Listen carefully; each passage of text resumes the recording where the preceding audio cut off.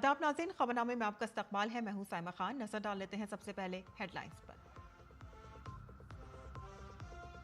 वज़ीर आज़म नरेंद्र मोदी ने उडुपी के श्री कृष्ण मठ में मुनक़िद तकरीब में 1 लाख शुरा के साथ भगवद गीता का किया पाठ। गोल्डन तीर्थ मंडप का भी किया इफ्तिताह। उन्होंने 9 अज़ाइम पर दिया जोर, जिनमें पानी का तहफ़्फ़ुज़, दरख्त लगाना, स्वदेशी और योगा को अपनाना है शामिल।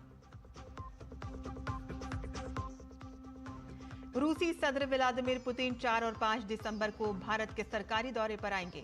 वो 23वें भारत रूस सालाना सरबराह कॉन्फ्रेंस में करेंगे शिरकत। दोनों ममालिक के दरमियान दो तरफा बातचीत में लेंगे हिस्सा।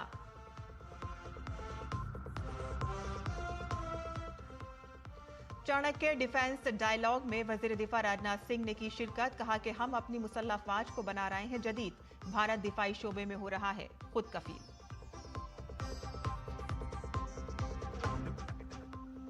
और बिहार असेंबली इंतखाबात में करारी शिकस्त के बाद कांग्रेस की जायजा मीटिंग के दौरान आपस में झगड़ पड़े पार्टी लीडर। आज कांग्रेस हाईकमान कर्नाटक के मसले पर करेंगे बात।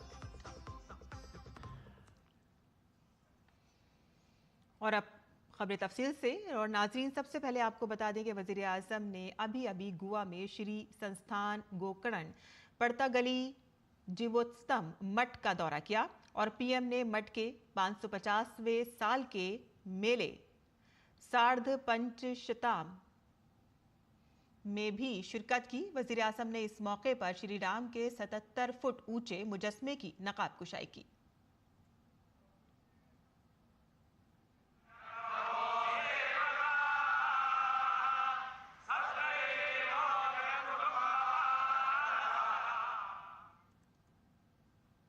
और इससे कबल वज़ीर आज़म नरेंद्र मोदी ने आज उडुपी के श्री कृष्ण मठ में मुनक़िद लक्ष्य कंठ गीता पारायण प्रोग्राम में शिरकत की और इसमें 1 लाख शुरा शामिल हुए, जिनमें तलबा, राहिब, उलमा और जिंदगी के मुख्तलिफ शोबों से ताल्लुक़ रखने वाले शहरी शामिल थे।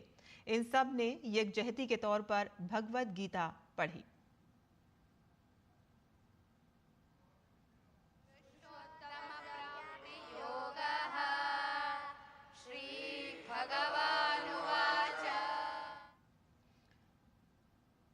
और पीएम मोदी ने कृष्ण गर्भगृह के सामने वाक़े स्वर्ण तीर्थ मंडप का भी इफ्तिताह किया और कनक कोच को कनकना किंदी के नाम वक्फ किया। कनकना किंदी वो दरवाज़ा है जिसके जरिए ख्याल किया जाता है कि संत कनकदास ने श्री कृष्ण के दर्शन किए थे। उडुपी में श्री कृष्ण मठ की बुनियाद 800 साल कब्ल वेदांत के द्वितीय फलसफे के बानी श्री माधवाचार्य ने रखी थी।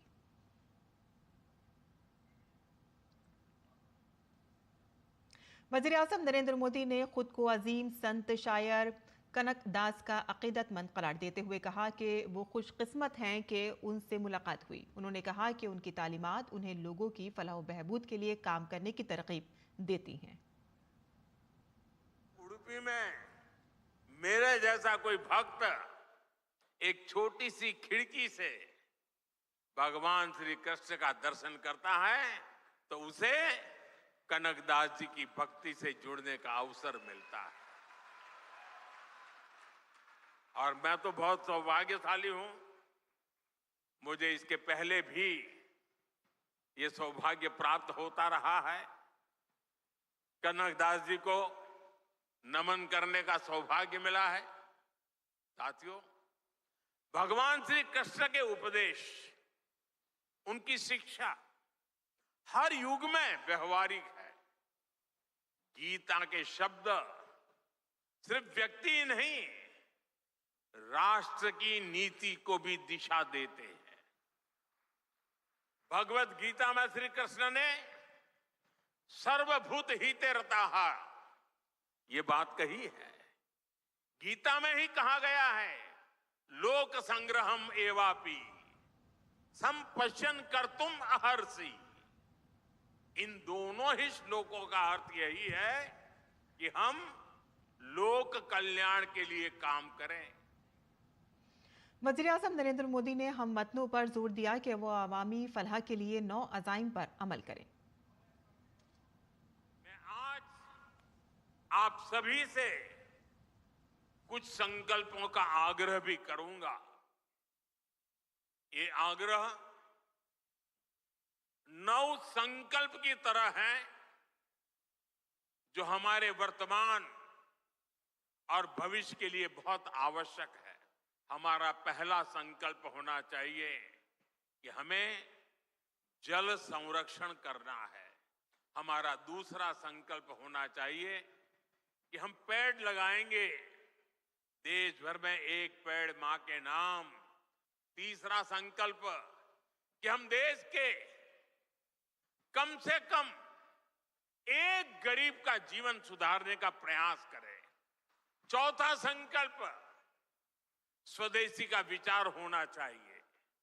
पांचवें संकल्प के रूप में हमें नेचुरल फार्मिंग को बढ़ावा देना है। हमारा छठा संकल्प होना चाहिए कि हम हेल्थी लाइफस्टाइल को अपनाएंगे। हमारा सातवां संकल्प ये हो कि हम योग को अपनाएं, इसे जीवन का हिस्सा बनाएं। आठवां संकल्प मैन्युस्क्रिप्ट्स, पांडुलिपियों के संरक्षण में सहयोग करें। आप नौवां संकल्प लें कि हम कम से कम देश के 25 ऐसे स्थानों का दर्शन करेंगे जो हमारी विरासत से जुड़े हैं। रूस के सदर व्लादिमीर पुतिन वज़ीर-ए-आज़म नरेंद्र मोदी की दावत पर 4 दिसंबर को 2 रोजा दौरे पर हिंदुस्तान पहुंचेंगे। वो 23वें हिंदुस्तान रूस सालाना चोटी कॉन्फ्रेंस में शिरकत के लिए हिंदुस्तान के सरकारी दौरे पर होंगे। दौरे के दौरान सदर पुतिन और वज़ीर-ए-आज़म नरेंद्र मोदी दो तरफा बातचीत करेंगे। भारतीय सदर द्रौपदी मुर्मू भी पुतिन से मुलाकात करेंगी और उनके एजाज में जियाफत का एहतमाम करेंगी। ये सरकारी दौरा दोनों ममालिक को दो तरफा ताल्लुकात में पेशरफ्त का जायजा लेने, खुसूसी और मुराद याफ्ता स्ट्रेटेजिक पार्टनरशिप को मजीद मजबूत करने और बाहमी दिलचस्पी के इलाकाई और आलमी उमूर पर तबादला ख्याल करने का मौका फराहम करेगा।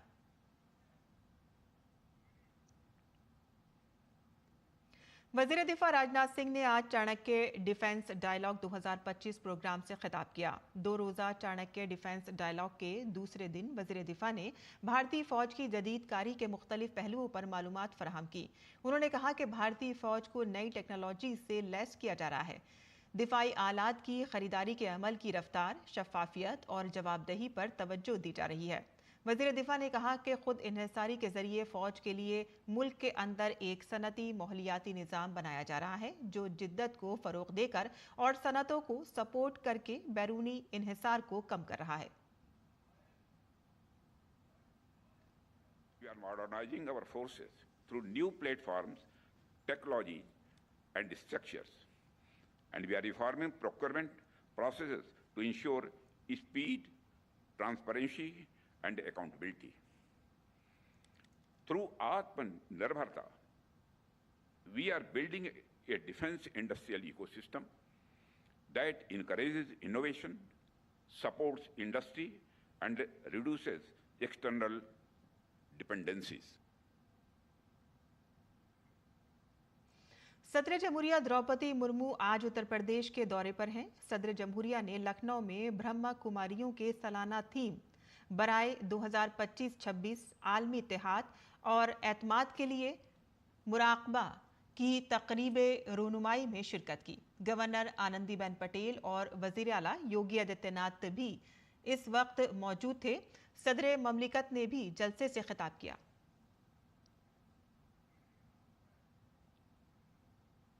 महाराष्ट्र में आधार कार्ड को अब ताखीर से बनाए जाने वाले बर्थ सर्टिफिकेट के लिए दस्तावेज नहीं माना जाएगा और अब से सिर्फ आधार कार्ड की बुनियाद पर जारी करदा तमाम बर्थ सर्टिफिकेट मंसूख कर दिए जाएंगे। हुकूमत ने यह फैसला गैर कानूनी सरगर्मियों के लिए जाली पैदाइश और मौत के सर्टिफिकेट के इस्तेमाल को रोकने के लिए किया है। वजीर महसूलात चंद्रशेखर बावनकुले ने आधार कार्ड की बुनियाद पर जारी किए गए तमाम मुश्तबा सर्टिफिकेट्स को फौरी तौर पर मंसूख करने का हुक्म दिया है। मजीद ये कि ऐसे सर्टिफिकेट जारी करने वाले अहलकारों के खिलाफ कार्रवाई की हिदायत भी जारी की गई है।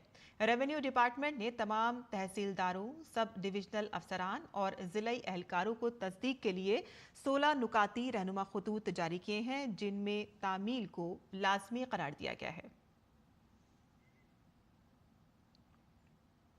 मुल्क गिर एसआईआर के अमल के एक हिस्से के तौर पर आसाम ने भी वोटर लिस्ट की खुसूसी नजरसानी शुरू कर दी है और इस अमल में बीएलओ पूरे आसाम में घर घर जा रहे हैं। बीएलओ होजाई, बारपेटा और मोरेगांव अजला में वोटरों की तफसीलात को अपडेट कर रहे हैं। बीएलओ को वोटर लिस्ट में नामों, सीरियल नंबरों और घर के नंबरों में तस्हीह करनी होगी और नए वोटर्स एसआईआर के दौरान इंदराज करा सकते हैं और पहले रजिस्टर्ड वोटर्स भी तस्हीह करा सकते हैं। ये अमल यकीनी बनाता है कि तमाम अहल शहरियों को आइंदा असेंबली इंतखाबात से कबल वोटर लिस्ट में शामिल किया जाए। मगरबी बंगाल में जारी एसआईआर के अमल के दरमियान मुल्क की मुनफरिद शनाख्ती अथॉरिटी ने रियासत में फौतशुदा वोटरों के बारे में मालूमात चीफ इलेक्टोरल ऑफिसर के दफ्तर को फराहम कर दी है। वोटर रजिस्ट्रेशन एक्ट 1965 के मुताबिक कमीशन ने UIDAI बैंकों, डाक खानों और लाइफ इंश्योरेंस दफातर से मुतवफ़ी अफराद का डेटा तलब किया है और इसकी बुनियाद पर UIDAI ने कमीशन को मालूमात फराहम की। ताहम आधार कार्ड अथॉरिटी से मौसूल होने वाले फौतशुदा वोटरों की सही तादाद वाज़े नहीं हो सकी है। ये मामला 9 दिसंबर को ड्राफ्ट लिस्ट जारी होने के बाद वाज़े हो जाएगा। मगरबी बंगाल में एसआईआर को लेकर जारी एहतजाज के दरमियान TMC के वफ्द के अरकान नई दिल्ली में इलेक्शन कमीशन के दफ्तर पहुंचे। उन्होंने इलेक्शन कमीशन को रियासत में जारी एसआईआर के अमल से मुतालिक अपने एतराज़ात और खदशात से आगाह किया। दरअसल पार्टी का इल्ज़ाम है कि एसआईआर अमल के तहत बड़े पैमाने पर वोटरों के नाम गलत तरीके से हटाए जा रहे हैं, जिससे इंतखाबी अमल मुतासिर हो सकता है। मुलाकात के दौरान वफ्द ने कमीशन से मुतालबा किया कि एसआईआर के अमल को शफाफ, मुंसिफाना और गलतियों से पाक बनाया जाए। उत्तर प्रदेश हुकूमत ने आधार कार्ड को लेकर बड़ा फैसला किया है। रियासती हुकूमत ने वाज़ेह किया है कि आधार कार्ड को तारीखी पैदाइश के सबूत के तौर पर कबूल नहीं किया जाएगा। योगी हुकूमत के महकमा मंसूबा बंदी ने इस सिलसिले में तमाम रियासती महकमों के प्रिंसिपल सेक्रेटरियों और एडिशनल चीफ सेक्रेटरियों को एग्जीक्यूटिव ऑर्डर जारी किए हैं। ये कदम 31 अक्टूबर को unique identification authority of India के जारी करदा एक खत की बुनियाद पर उठाया गया है, जिसमें कहा गया था कि आधार में दर्ज तारीख पैदाइश तखमीनी है और इसे मुस्तनद दस्तावेज के तौर पर कबूल नहीं किया जा सकता। महकमा मौसमियात ने समुद्री तूफान दितवा की वजह से जुनूबी भारत के शहरों को अलर्ट कर दिया है। समुद्री तूफान दितवा खलीज बंगाल में उठा है और तमिलनाडु, साहिली आंध्र प्रदेश और पुडुचेरी की तरफ बढ़ा है। IMD के मुताबिक ये तूफान 1 दिसंबर तक मुल्क के मशरक़ी साहिल पर भारी बारिश बर्पा करेगा। जुनूबी रियासतों में तेज़ बारिश और तेज़ हवाएं चलने की तवक्को है। माहीगीरों को समंदर में ना जाने की हिदायत दी गई है। फिलहाल समंदर में माहीगीरों को जुनूब मगरबी खलीज बंगाल और खलीज मन्नार से दूर रहने को कहा गया है। तोतीकोरेन, नागापट्टनम, कराईकल और कुडालू की बंदरगाहों को भी अलर्ट कर दिया गया है।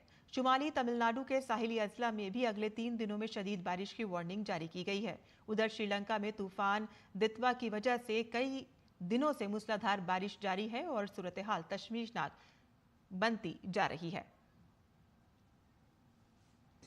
दरअसल श्रीलंका को तूफान दितवा के बढ़ते हुए असरात का सामना करना पड़ा है, जिसने श्रीलंका में जबरदस्त बारिश और लैंडस्लाइडिंग की है। तूफान की वजह से पहले ही कई अजला में सैलाब आ चुका है, जिससे कम से कम 56 अफराद हलाक और 21 लापता हैं और इस तूफान से अब तक 40,000 से ज्यादा अफराद मुतासिर हुए हैं। कोलंबो में खराब मौसम की वजह से श्रीलंका जाने वाली 4 परवाजों को तिरुवनंतपुरम हवाई अड्डे की तरफ मोड़ दिया गया है। इनमें से 3 परवाजें मशरिक़ वस्ता के इलाके से थीं और 1 मलेशिया से थी। तिरुवनंतपुरम इंटरनेशनल एयरपोर्ट के मुताबिक 2 परवाजें श्रीलंकन एयरलाइंस की थीं और 1 दुबई और 1 दोहा से और 1 इत्तेहाद एयरवेज की अबू धाबी से और आखिरी एयर एशिया की कुआलालंपुर से थी।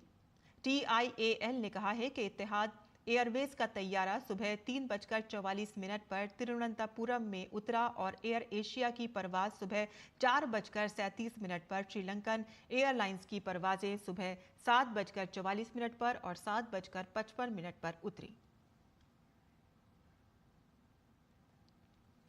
दिल्ली पुलिस की क्राइम ब्रांच ने एक सीरियल किलर को गिरफ्तार किया है जो गुज़िश्ता 25 साल से मफरूर था। 2001 में मुलजिम धीरज तोमर ने अपने साथियों के साथ मिलकर दिल्ली, उत्तर प्रदेश और उत्तराखंड में टैक्सी ड्राइवरों को लूटा और कत्ल कर दिया और इस मामले में उसके साथी पहले ही गिरफ्तार हो चुके हैं।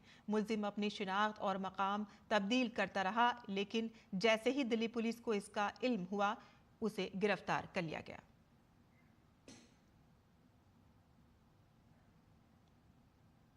रेलवे के वजीर अश्वनी वैष्णव ने वजीर ममलिकत बराए रेल रेवंत सिंह के साथ दिल्ली से चंडीगढ़ जाने वाली विंडो ट्रेलिंग यानी कि खिड़की के जरिए रूट लाइन का मुआयना किया। मुआयने के दौरान उन्होंने ट्रैक मॉनिटरिंग, PWI और सिग्नल डिपार्टमेंट और मेंटेनेंस अमले के साथ बातचीत की। उन्होंने अपने ममलिकती वजीर के साथ फील्ड में काम करने के अपने तजर्बात शेयर किए। बातचीत के दौरान अश्वनी वैष्णव ने अमले से सिग्नल, रेलवे पॉइंट्स और टर्न आउट क्रॉसिंग और दीगर सामान की देखभाल के बारे में दरियाफ्त किया। ट्रैक मॉनिटर्स ने उन्हें मैदान में दरपेश चैलेंजेस से आगाह किया। अश्वनी वैष्णव ने अपने तजुर्बात को दुनिया भर में अपनाए जाने वाले सिग्नल और ट्रैक की देखभाल के बेहतरीन तरीक़ेकार के बारे में बताया और अमले को बेहतर से बेहतर तरीक़ा अपनाने की तरकीब दी। दिल्ली में बैनुल-अक़वामी तिजारती मेला इख्तिताम पजीर हो गया है। तकरीबन 1.8 मिलियन अफराद ने 14 रोज़ा मेले का दौरा किया और आखिरी दिन बेहतरीन खिलाड़ियों को इनाम से नवाजा गया। हमारे नामानिगार गिरीश निशाना बता रहे हैं कि ये अवार्ड किसको मिले हैं, इस खुसूसी रिपोर्ट में। दिल्ली के भारत मंडपम में मुनाकिद होने वाला 44वां हिंदुस्तानी बैनुल-अक़वामी तिजारती मेला जुमेरात को इख्तिताम पजीर हुआ। मेले के आखिरी दिन बेहतरीन पंडालों को इनामात से नवाजा गया। गैर मुल्की कैटेगरी में थाईलैंड ने गोल्ड, ईरान ने सिल्वर और दुबई ने कांसे का तमगा हासिल किया। रियासतों और मरकज के जेर इंतजाम इलाकों में ओडिशा ने गोल्ड मेडल हासिल किया, जबकि मध्य प्रदेश ने चांदी का तमगा हासिल किया। मेघालय को थीम पर मबनी बेहतरीन पंडाल के लिए गोल्ड मेडल से नवाजा गया। साफ सुथरे पंडाल के लिए हरियाणा को सोने का तमगा मिला, जबकि वजारतों में से वजारत दफा को सोने का तमगा, वजारत कानून को चांदी का तमगा और रेलवे को कांसे का तमगा मिला। पब्लिक सेक्टर के कामों में एयरपोर्ट्स अथॉरिटी ऑफ इंडिया को सोने का तमगा, टैक्स दहिंदगान की खदमत के डायरेक्टोरेट जनरल को अवामी मवासलात के लिए सोने का तमगा, सेहत और ख़ानदानी बहबूद की वजारत के लिए चांदी का तमगा और बाइख्तियार हिंदुस्तान के लिए सोने का तमगा ज़राअत और किसानों की बहबूद की वजारत को मिला। हमारा 44th जो ट्रेड फेयर है, इंडिया इंटरनेशनल ट्रेड फेयर इसको बोला जाता है, इसका थीम था एक भारत श्रेष्ठ भारत। अगर आप देखेंगे तो जितने भी हमारे विभिन्न स्टेट्स के, विभिन्न PSUs के, विभिन्न मिनिस्ट्रीज़ के स्टॉल थे, कुछ इंटरनेशनल भी हमारा पार्टिसिपेशन था। सभी का पार्टिसिपेशन बहुत अच्छे ढंग से रहा और काफ़ी बार बीच बीच में हमने खुद भी, हमारी टीम ने भी फीडबैक लिया।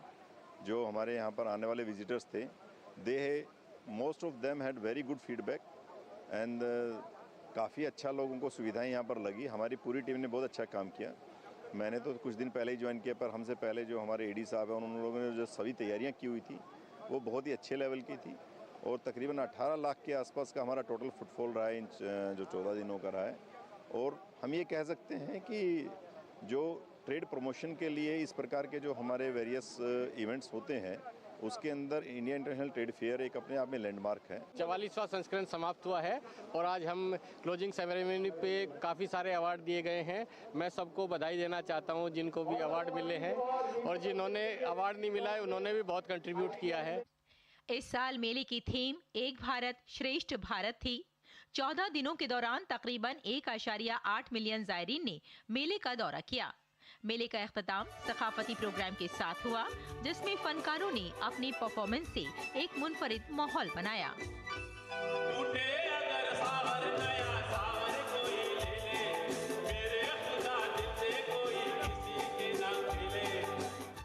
गिरीश निशाना की रिपोर्ट, DD न्यूज़ उर्दू खबरें।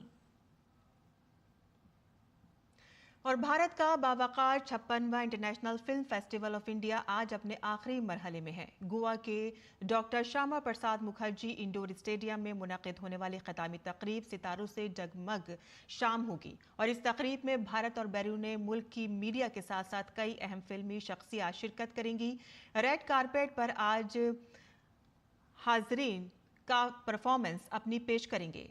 तमिल फिल्म लाल सलाम रेट्रोस्पेक्टिव सेक्शन में दिखाया जाएगा, जिसमें सुपरस्टार रजनीकांत रेड कारपेट पर मौजूद रहेंगे। तो वहीं गाला प्रीमियर तेरे इश्क में रेड कारपेट पर 4 चांद लगाएगा और जिसमें हिदायतकार आनंद राय, अदाकार कीर्ति सिनन, प्रोड्यूसर भूषण कुमार और शिव चना शिरकत करेंगे। फेस्टिवल का ख़त्म इटली की फिल्म अ यूजफुल घोस्ट से होगी और ये फिल्म रचापुम बुंचा चोके के हिदायतकारी में बनाई गई है। यह फिल्म इख्तितामी तकरीब में खुसूसी पेशकश के तौर पर नाजरीन के सामने पेश की जाएगी।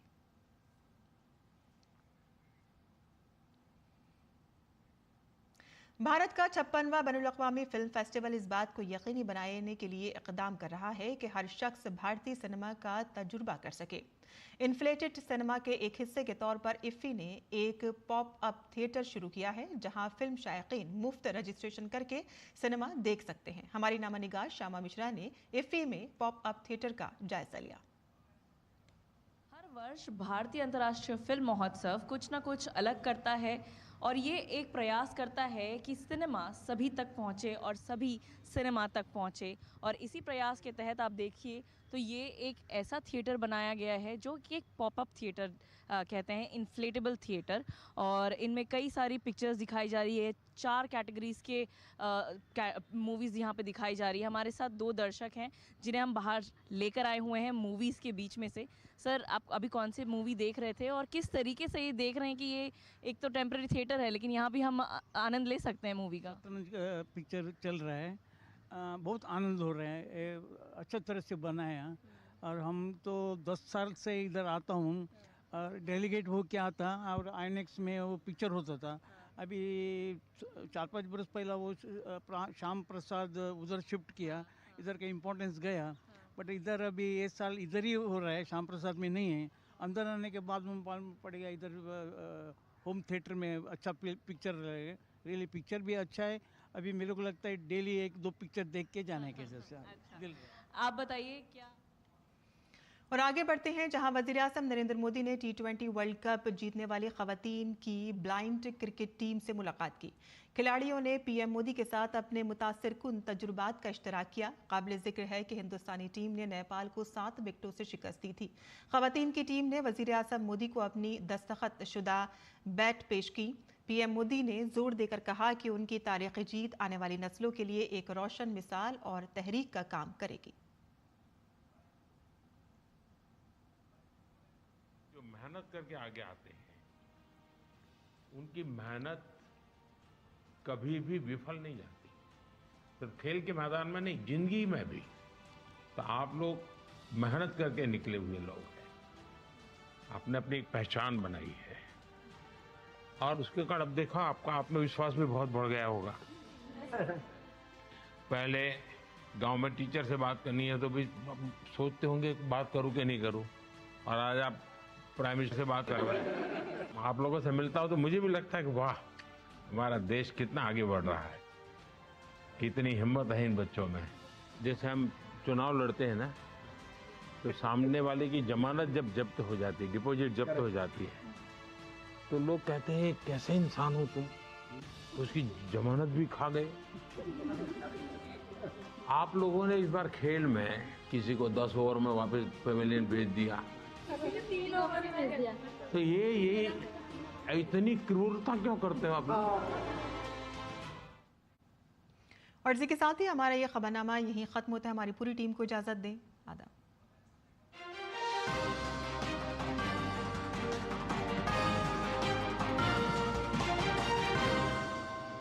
महीने का आखिरी